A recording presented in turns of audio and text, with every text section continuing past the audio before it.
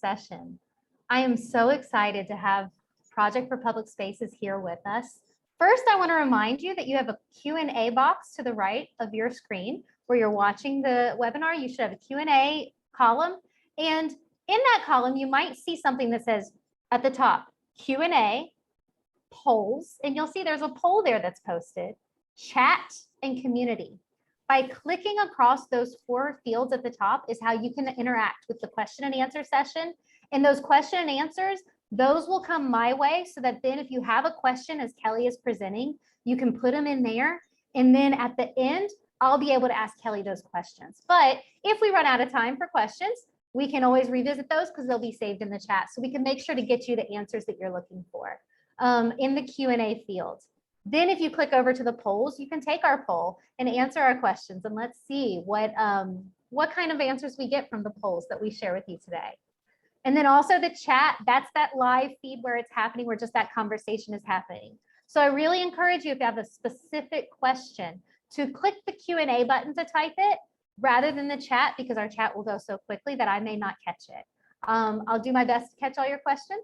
Also, we want to encourage you to see the link to our live illustrator that's been posted in the chat right now. That's the feed from Matt Orley as he sketches while Kelly shares with us. So I want to introduce Kelly Verel from Project for Public Spaces. Kelly is the co-executive director, and she's going to share insights, resources, and case studies from our partners at Project for Public Spaces. They're a leading organization on placemaking through collaborative community engagement. Take it away, Kelly. Thank you, Melissa, and thank you to the USDA Rural Development for inviting me to speak on behalf of Project for Public Spaces. I'm excited to be here today for this online conference and for the launch of the new toolkit. So congratulations, everybody, on that. Looking forward to spending some time in there. As Melissa said, I'm Kelly Verel. I'm co-executive director of PPS, and I have been with the organization a little over 15 years now. Most of my time has actually been in our public markets program. And the great thing about that public markets program is that it has actually introduced me to a lot of rural communities and small towns around the United States in a way that sometimes other kind of placemaking work has not necessarily done in our organization. So the real pleasure of working in markets is that you get to work in cities and in small towns all over the country. And so it's brought me to places that have been a real joy to visit. And most recently, I actually lived in Vermont with my parents. My family moved in with my parents during the pandemic for 18 months as a way to get a little help with childcare. And I got the opportunity to have a total juxtaposition in my life. I went from Brooklyn, New York, which would be the 4th largest city if it were an independent city in the United States, to Athens, Vermont, population 3,000, I think, if that. So we lived there for 18 months and I really got to experience life in small town Vermont, which was really a pleasure. And I'm actually going up there again this weekend to see my parents. So I've spent quite a bit of time in all communities, types of communities in the country, primarily in the Northeast. And it's a pleasure to be spending the day with all of you. So I'd like to spend my time today introducing you to my organization and our approach to placemaking and how we've applied this approach to rural communities across the United States. Project for Public Spaces was founded in 1975 with a focus on strengthening communities through great public spaces. Our mission is to bring public spaces to life by planning and designing them with the people who use them every day. Our knowledge, skills, and strategies equip people to fuel lasting change. Together, we create community-powered public spaces around the world. We strive to accomplish our mission through 2 programs, Placemaking, which primarily works in parks, plazas, streets, and civic spaces, and Market Cities, which focuses on supporting systems of public markets from street vendors to farmers markets to indoor permanent market halls. Our work has taken us not only to all 50 of the United States, but the world, reaching over 3,500 communities in 50 countries. We get to work in cities such as Flint, Michigan, to support the relocation downtown of their 100-year-old farmers market, as well as rural communities such as Tuttle, North Dakota, population 80, to support the planning efforts of their Rural Innovation Center. No matter where we're working or whom we're working with, we utilize the same placemaking approach because unlike so many things today, we believe placemaking connects rather than divides. As you know, we will learn over the course of the next 2 days. Many people in organizations know about and practice placemaking, and everyone has their own definition, even within our organization. However, one thing that unites our team is that we're all as focused on the process of placemaking as we are on the end result. For me, and this is the definition that I like, placemaking is about strengthening the connections between people and the places they share. So it's less about the colorful tables and chairs or public art projects that are the result of the placemaking process, and those are important for sure. But for us, it's really more about the process itself, the actual process of bringing people together centered around a public space. And we think that is what is the most powerful aspect of this approach to working in public space. So for us, placemaking has several core tenets. The first is that the community is the expert. And I heard Melissa actually talking about this a little bit this morning when she was talking about the toolkit. So it was really great to hear that, one of our tenets sort of being espoused by others, that, really it's about the community. So we believe that professionals such as architects, designers, engineers, and even us as urban planners, and I'm not even an urban planner, so I like to think of myself as a little bit more of the community, but are usually seen as the experts. But we believe that the community knows its own problems and potential solutions better than anyone else. A professional's role is to draw out that expertise from the community and to be a resource. When we're talking about placemaking, we're talking about creating a place and not a design. Of course, you want the public space to look good, but that's not all the end all be all. It must function and work for the user of the space. So the primary goal is for the design to respond to users and how they want to interact with the space. This photo that you're looking at right now is of a plaza in downtown Providence, Rhode Island. And it's a kind of a park and a plaza and a transit hub. And what we really like to talk about when we talk about this space when it comes to design is that it did not lead with design. So this plaza and park were pretty kind of undervalued, underutilized. People were not even surrounded by a lot of office workers, and they weren't utilizing the space at all and didn't really feel frankly welcome in it. But rather than kind of just spruce it up and make it pretty, we focused first on the programming. And the idea was that actually, let's start with kids. Let's see if we could get kids and families using this space. So a lot of emphasis went into things like storytelling and like Lego making and just things that would really draw families down to the space. And funny enough, even though it's a downtown space, the families and the kids and the caretakers were the first to kind of come back and use this space. Whereas the office workers who were around the area kind of waited to see what happened. And when they saw that this was a sort of safe and fun space again, they started coming out and utilizing it for like lunch or just taking a walk in the middle of the day. And so it was that presence of families that really made it feel like a safe and fun space again. And then after the programs were seen as successful, did things start to happen in terms of design? So then it was like, okay, what do we need? Well, we really need a lot of storage. So storage was a heavy emphasis was put on that, but like, how could that be attractive? And so this sort of storage shed / stage was built. And of course, it was very colorful and bright because so many of the users were kids. We really focused a lot on like primary colors and just made it a really attractive space, but also focused exclusively on like really making the purpose of the space work better for everybody. So when we're planning a public space, we think about the variety of activities that you want and need and how they might feed off of each other. So we call that triangulation, having a variety of uses within one space that also interact with each other. It gives a space energy and it draws people in and keeps them coming back. This is Bryant Park in Manhattan, and I know we're here to talk about small towns and communities, but it's just such a great example. And I think there's a lot of lessons that can be learned about some of these more urban examples that are totally applicable in rural communities as well. This site is actually located right next to a public library. And so they invited the public library to kind of spill outside, and that's what they did. You can see this little kind of book nook that's here, and this is a little reading room that's been set up, and it's both for adults and for kids. And of course, you might be able to tell there's a carousel in the background.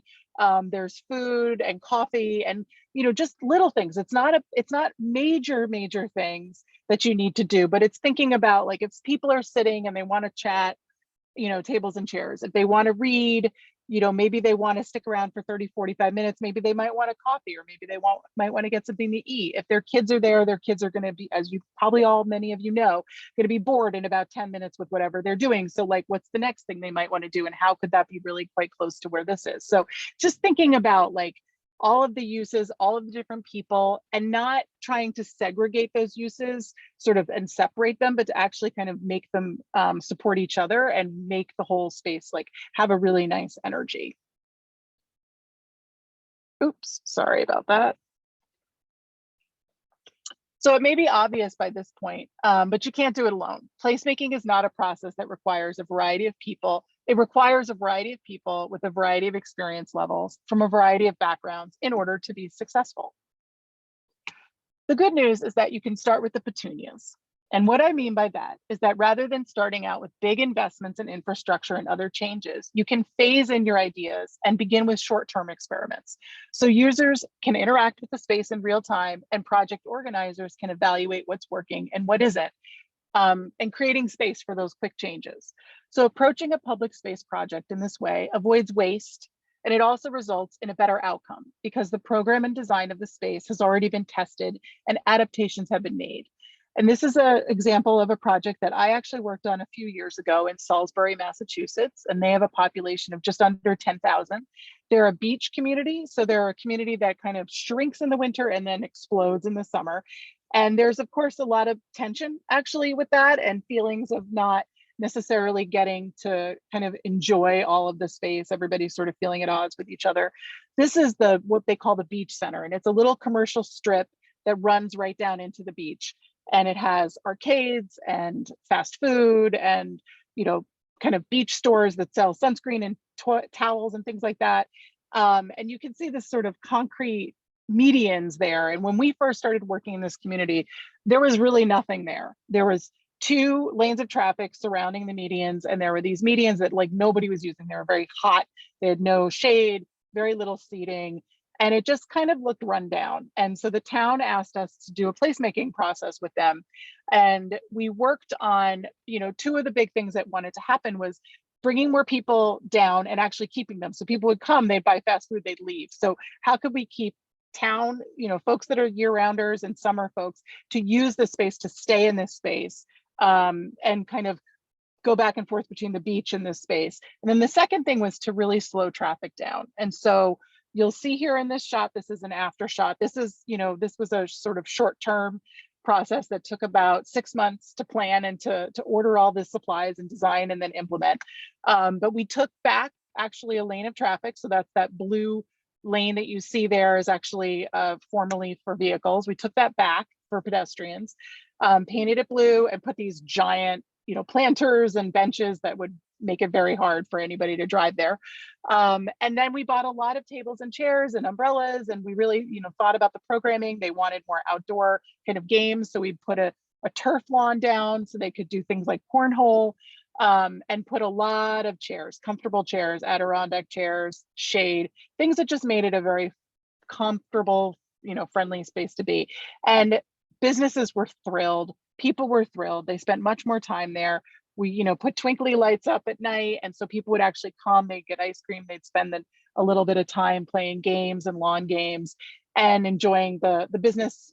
Commercial district decided to splurge on a carousel. They wanted to add something to it, which was a really nice thing. And as a point, like that's really what the process is about. When I say like the process of placemaking as important, of course, this is beautiful and we were thrilled with the end result. But what was really exciting is that, when we started working in this community, people were like, what are we doing? I don't understand my role in this. It doesn't feel like it matters to me. Like you guys are going to do all the work, right? And we really had to draw out of them like, no, we want your input. We want your work. A lot of the community in this town are retired construction workers and contractors. And so they have a lot of great skills for this kind of work. And as the process kept going and we kept trying to like pull ideas from them, things started to bubble up that we had nothing to do with. Like I said, the commercial district, the business district, they were like, oh, we want to rent a carousel for the summer. How about let's all chip in and do that? And that's what they did, which was amazing because that was such a big draw for children. And then other folks were like, we don't really want to pay for the installation of the turf, and there's plenty of us, we'll do it ourselves. And they literally did. We got them their turf and they laid it out themselves. And all sorts of things were built by hand by these guys. And so it was really great. And then the last kind of final thing that came out of the process that was driven totally by the community is they decided they all wanted to paint these the waste receptacles. You can see there the red and blue one there. They all kind of came up with that idea on their own. They organized an entire day where people came and they kind of adopted a garbage can and then they painted it themselves. And everybody, every age, everybody came out and did this. And it was really great to see because we really didn't do that. We just really sparked the ideas and then they started flowing. And this, community was a lot more talented, honestly, than they really gave themselves credit for. And our final tenet is that you're never finished. The best public spaces change over time according to the community's needs. Public spaces require maintenance, so whatever is in that space, whether it's tables, play equipment, flowers, or landscaping, it's important to have a plan for how that's going to be kept up. So when we engage in a placemaking project, we bring with us the following tools, which have been honed over the course of decades. We start simply by getting to know a public space through an on-site visit and interviews and focus groups with the people most attached to the space. These folks include public officials, business owners, caretakers, and users of the existing public space. Then we bring in several tools that we've created to assist the community in evaluating the space. We host a public workshop and use our place game, which helps users identify what is working and not working in the space. The game also prompts workshop attendees to brainstorm together short and long-term improvements for the public space. A major element of the place game is our What Makes a Great Place diagram, which was created after evaluating thousands of public spaces around the world and discovering that to be successful, these spaces generally share the following 4 qualities. They're social, they have plenty of things to do, they're easy to get to and navigate through, and they're comfortable. The inner ring represents the 4 main attributes of a great place: uses and activities, comfort and image, access and linkages, and sociability. The middle ring represents the intangibles related to each element, the ways a public space makes you feel or how you might describe it. For example, comfort and image is working well, you would describe the space as attractive. And the outer ring is where you find those measurement indicators for each element. So if you're thinking about access and linkages, you might be doing traffic counts, or you might be counting pedestrians through the space. And this is just a prompt for you when you're evaluating to kind of think of ways that you could evaluate going forward. If you're working with a community on an entire downtown or a main street, we might use the power of 10 exercise, which is based on that idea of triangulation I mentioned before. The power of 10 is used to evaluate and facilitate placemaking at multiple scales. So the idea is that to be successful, regions and cities need destinations. They need places that give an identity and image to their community and that helps retain residents, develop tourism, attract visitors, businesses, and investment. What makes each of these destinations successful is that they have places within them and that each place has multiple things to do. So this might include places to sit, playgrounds to enjoy, art to touch, music to hear, food to eat, history to experience, and people to meet. So cumulatively, these activities, places, and destinations contribute to making communities more vibrant and visible and livable. Once the community has evaluated the space, we take all of their great ideas and input and create a vision and design for the public space. And to test the community's ideas along with our vision and design, we recommend that they start with short-term experiments, as I've talked about. So programming and physical improvements to the space that will allow you to learn and adjust. And this is a great, really simple example here. In this slide shows a plaza on one of the main streets, commercial streets in Portland, Maine. And it was relatively underutilized despite being right in the middle of downtown. And so this group got together and we were working with them through a program we used to have with Southwest Airlines to really bring more programming and to improve the amenities in this space. And so as a way to kind of experiment with an idea, like, let's see, what if we did something kind of fun? Like, would people show up actually? Like, would we really get people? So they had this idea, because this is Maine, this is Red Sox territory.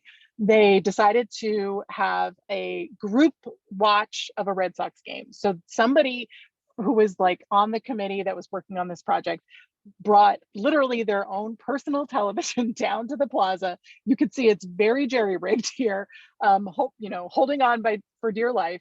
They attached it to the cable, and they were able to show the game in the plaza. And they obviously could see they had a food truck there, and folks came. It really worked. It was a really fun experience to watch the game together, and it proved to the people who were in charge of this plaza that if you come up with a fun program, people will show up, which is what they wanted to see. And while the community is implementing their short-term experiments, it's important that they continue returning to that place vision to assess what's working and what's not. So you want to keep evaluating through community engagement as you work towards a longer term or more permanent improvement. That's part of that is part of your long-term plan.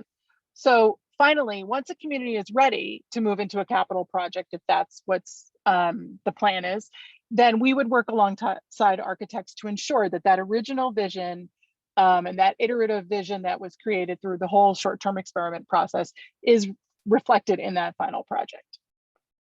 So now I'd like to talk a little bit about a couple of projects we worked on in the United States, applying this approach and the impact that it's had on the community. I'm going to start with the Citizens Institute on Rural Design, known as CERD, which focuses on communities with populations of 50,000 or less. So from 2013 to 2018, Project for Public Spaces partnered with the National Endowment for the Arts to help them manage this competitive funding program for small towns and rural and tribal communities, whose goal was to enhance rural communities and economies by building capacity and turning local ideas into comprehensive design visions. In those 6 years, we worked with 19 communities hosting local design workshops with support from a wide range of design, planning, and creative placemaking professionals. So I'll share one example of the work we did through the program and some of the outcomes in the community since our engagement. Some of the findings and recommendations that came out of the 2.5-day workshop included a need to develop better and more affordable housing and transportation, a desire to weave Franklin's community storytelling and messaging into all future efforts. Workshop attendees recognized that the town had a deep and strong sense of community and should be celebrated, and that they wanted to start with some easy, low-cost projects to get the ball rolling and build momentum for 1 or 2 longer-term projects.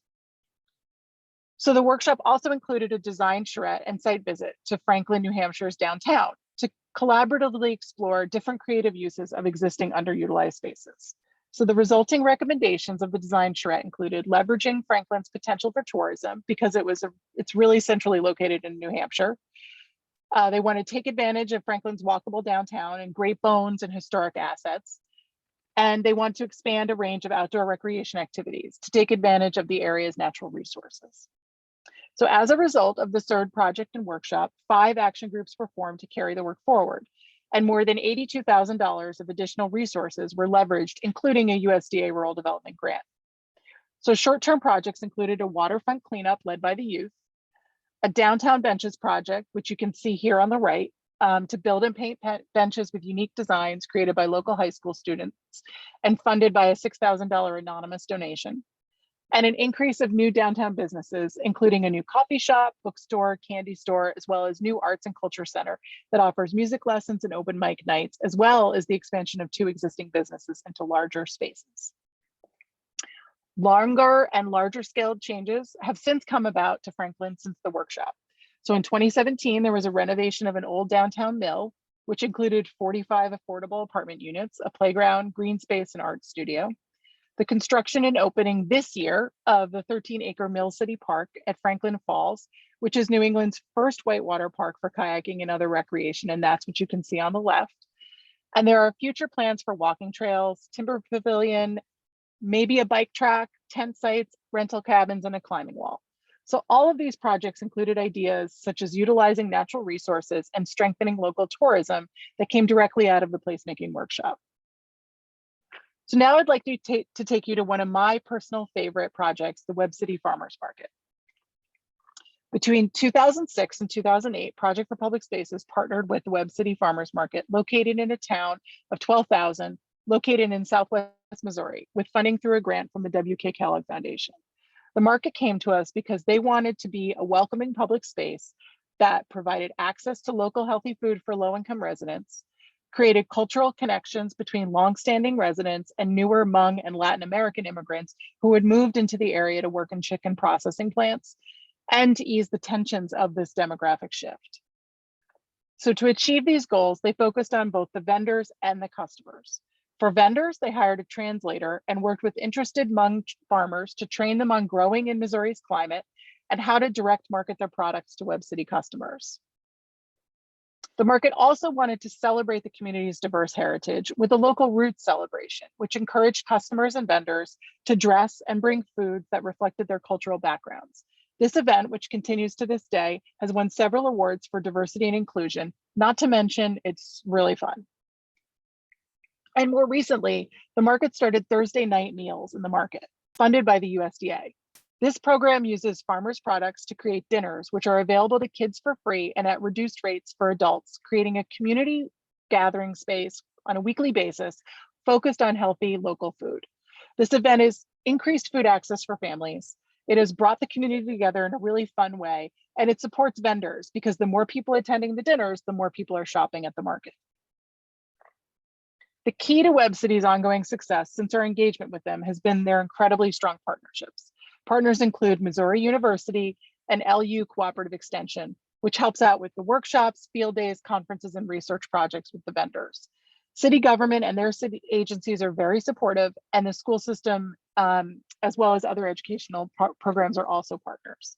So beyond supporting programming efforts and leveraging the market to support all kinds of community benefits, these partnerships have led to the market receiving dozens of local, state, and national grants, which has improved the market, trains hundreds of farmers, educated thousands of customers, and increased the economic activity of the region.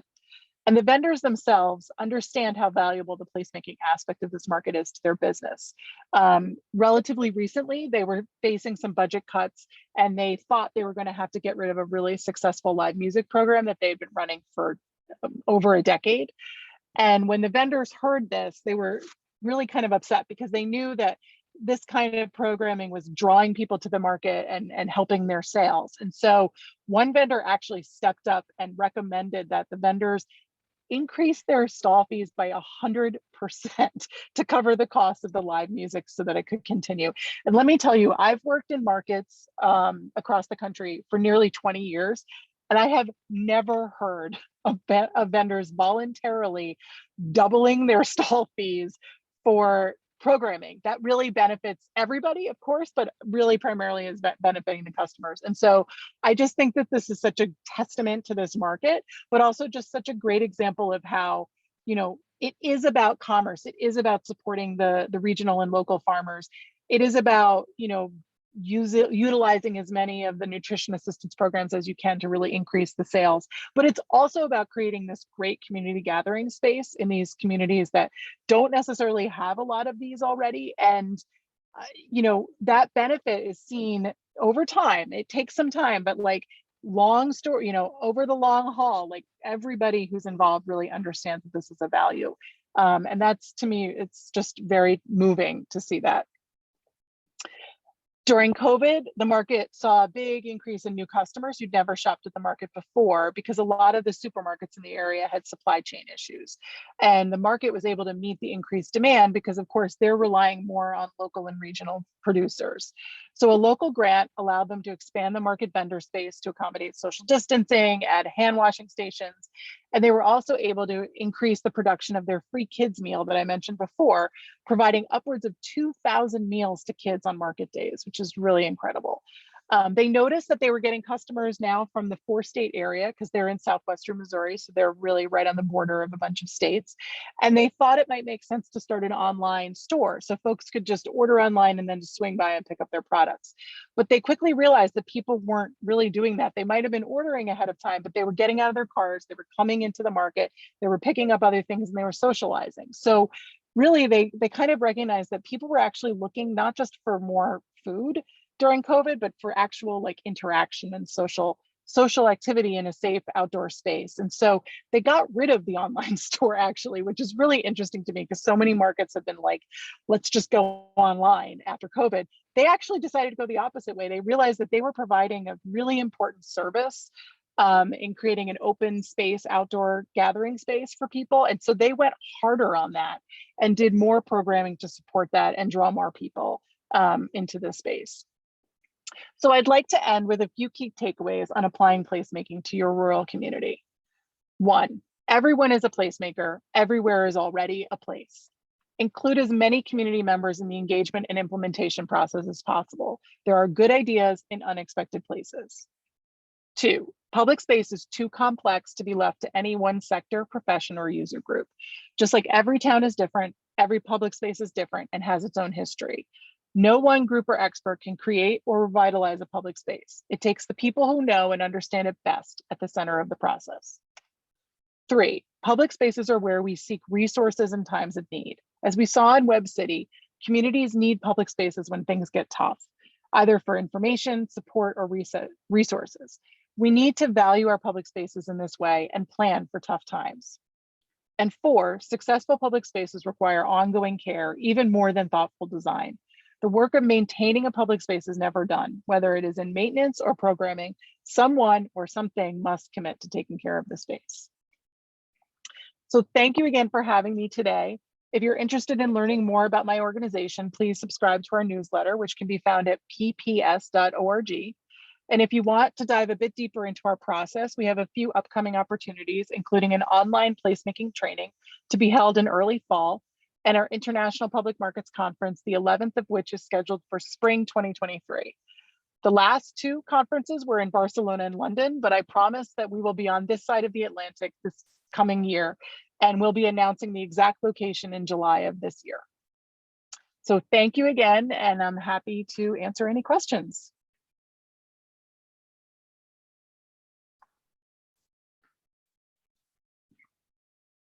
Thank you so much, Kelly. We've had some good traffic in the chat while you were speaking. Some people are really excited about a lot of your ideas you've shared. And I wanted to share with you, we did a poll as you were sharing about the lighter, cheaper, quicker method. And so far we have 14% that have said yes, they've used that in their communities. And then 86% said, we've not used it yet, but now we're excited to. So I think Good. that you've shared a new idea that a lot of our attendees haven't heard of yet, and they're really interested in it. Great. One question I have is, we had someone ask a question specifically related to that lighter, cheaper, quicker. They're working on a placemaking project in their community, and they're trying to figure out seating. So they're just wondering, some of the organizers in the group are trying to figure out, should it be mobile because it's in a green space? Do they just make it flexible where you can move it around? Do they need charging stations, or will these things get stolen? From a lighter, cheaper, quicker standpoint, how would you encourage them to kick that off? Sure. Well, I'm always going to support a movable chair. Okay. It's become kind of a known tenet of our organization, is that we actually started with this idea of movable chairs literally decades ago, like in the 70s when we started this work in New York. So we love a movable chair because people will use them, frankly, more than they'll use a bench that's fixed. They really enjoy the kind of ability to do what they need to in the space, to follow the shade, which is typically what people are doing, to kind of take a chair and go to a quiet place to read a book, or to huddle together as a group. I have a photo, which I didn't share, but I have a photo of people who literally grabbed a bunch of chairs, put them together to face each other in a circle, and to do a little knitting circle. So, you never kind of know what might happen when you allow people a little bit of autonomy in the space. So I really recommend that. And what I'll say about that is, you don't have to go crazy in terms of cost. This is an example from a very urban environment, but I still think it's really applicable. Times Square, New York City, I'm sure many of you, if you've been to New York, have been there. When they first were experimenting with taking away vehicular access to part of the area, they realized literally like the night before that they had no seating. They had taken away the car, they had painted it, they had like done all the work, and they were like, oh my God, we forgot seating. Like, well, people aren't just going to stand around and look at each other, right? So they ran to like a Home Depot and bought a bunch of those like 80s style summer fold up kind of chairs, and they put them, and the chaise lounge, and they put them everywhere, and they were a huge hit. A huge hit. I mean, they have been replaced with more sturdy seating since then, but it was actually like almost like a branding moment, because it was just such a strange thing to see and really great, and people loved it, and they could take it wherever they wanted to. So you don't have to go crazy. You could start out really small. If you have storage and you can kind of put it away at night, great. Salisbury, that I mentioned earlier, they do that with some of their seating, not all of it. Some of it they like wrap, big kind of bike locks around to kind of keep it secure. But honestly, like, even in a city like New York, there's a ton of movable chairs, and they don't really walk away. They really do. People kind of love that there's an investment in their own community, and so they really kind of value that. So go for it, try it out. Don't spend a ton of money at first, and trust that people will not take them. Try to trust your community. That's a great point. So we have someone else who's asking, so when you're organizing across multiple rural communities, but they have a shared culture or history and limited resources, how do you engage in a way that can determine the collective needs of these multiple communities, but also specific community needs? This question is specifically around multiple reservation communities with a shared tribal heritage.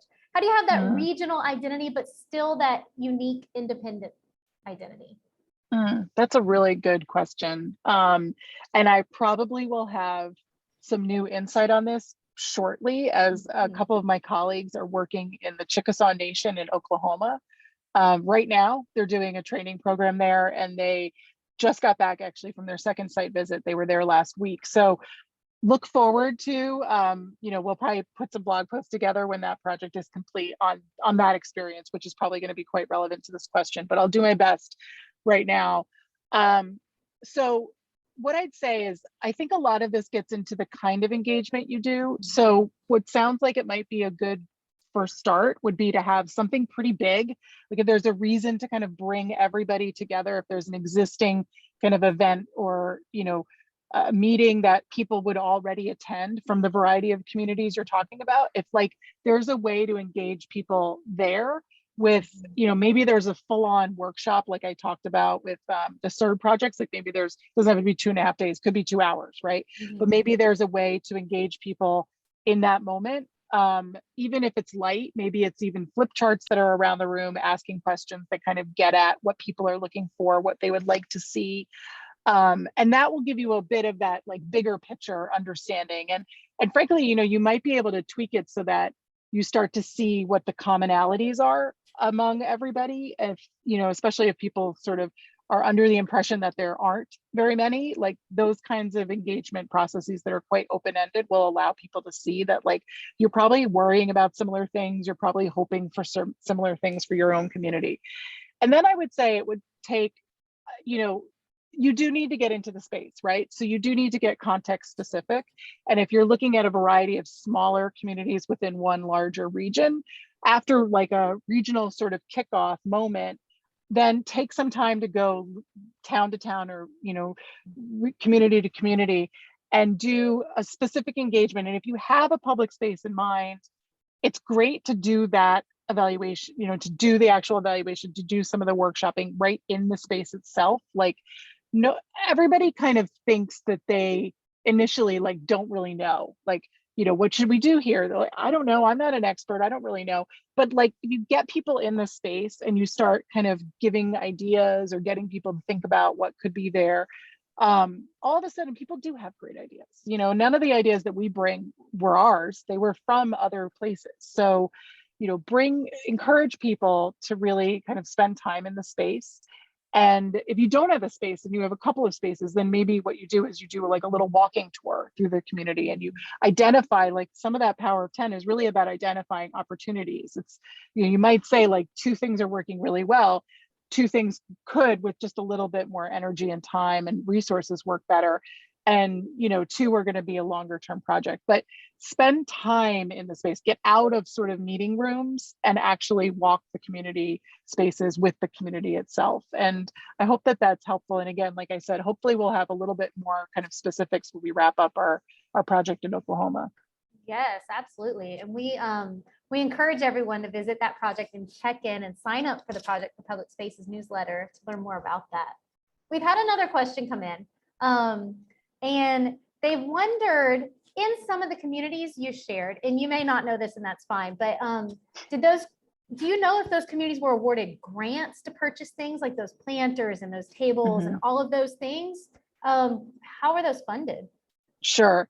So it really varied. When we were in Salisbury, Massachusetts, they had some money set aside that had to do with like resiliency, because they are a beachfront community and they had suffered from quite a bit of recent storms. And so there was some funding that had been set aside to kind of build up the area. And part of that, they had a little bit of flexibility of how they could spend it. And so they decided to put money towards implementation. So this may seem like a lot, but really for what we were able to accomplish, they had $100,000 through that funding to do all of that work that we did, to bring that carousel in, to take that lane of traffic away, and to buy all of the turf and the new tables and chairs. And I'll tell you, the turf was the most expensive thing that we bought, actually. So just as maybe you could get smaller turf, but it was very good. And it's lasted for years. I mean, that was in 2017, that photo was taken. It's still in place now. So, you know, and it was the beginning of what was be a capital project. So again, they're building like an actual infrastructure, but they wanted to experiment first. So that was how they got their funding. CERD, those are really small grants. Those are under $10,000 grants to do the placemaking process, to do the workshops and all of that. And then at the end of the process, they're introduced to a variety of federal resources. And as I mentioned, in Franklin, New Hampshire, you know, once they went through the process, they were introduced to all sorts of other grants that they could access through USDA Rural Development, through EPA, through other sources. And you know, hooked up with like who to talk to locally, who might be able to help make that happen. And in the case of Franklin, they were able to secure that $82,000. And of course, some of this is about leveraging, right? So that grant did not build them the affordable housing. What that kind of investment, what like seeing that federal investment in Franklin did was inspire private sector to come in and invest. So it's, you know, it's a two-way street, right? It's like, sometimes you can't control all of those other folks, but by showing that people care, that people are investing, that this is becoming a really great place to be, you can start attracting some more resources. And then Webb City, we had a grant program with the W.K. Kellogg Foundation for a while that funded farmers markets, that we were able to supply them with the technical assistance as well as some implementation funds to do that work. But those grants were under 35,000. Like, I don't remember exactly how much they got, but they were not huge grants. And they became just really good at sourcing, as I mentioned, you know, local, state, national funds by going through that process. Thank you. Thank you so much for giving us the time. We're cutting close on time, so I think we're out of the questions for now, but if anyone has put Q&A or in the chat, Kelly, we invite you to visit the session window and answer any of the questions that came up, or we're happy to send those to you to connect you with those questions later. I do want to remind everybody that as this session closes out, the best way to access the next session is to go back to your agenda, and you have to actually click on session and pick the very next session. Because the cool thing about this is, even though this presentation will end, you can go back to this, this session in your agenda and in your app to revisit that question and answer. So that will live on specific to each session. But Kelly, we thank you so much. I think you've given everyone so many great ideas. And I think there's going to be a lot of inspiration that comes out of your participation. And we've been inspired by you all and the work you've done for so many years. And we really appreciate you taking the time to join us today. Oh, thank you, Melissa. I'm so glad I got to be here. And thank you to USDA again. And I hope everybody has a great conference. Thank you. For the rest of our conference attendees, we're going to take a break now. It's 11:45. So we're going to just follow your agenda. We're going to take about an hour for lunch and to step away, do whatever you need to do. but the chat boards are open. This is a great opportunity to familiarize yourself with the layout. As we go through the day, you're going to keep getting the rhythm of it. By tomorrow afternoon, we're all going to be experts on Whova in the chat windows and the polls. But we're going to sign off now, and we'll be back here at 1 p.m. sharp with Robert Geip, who will talk to us about creative community conversations. And we're also going to get to hear a little bit from our live illustrator, Matt Orley.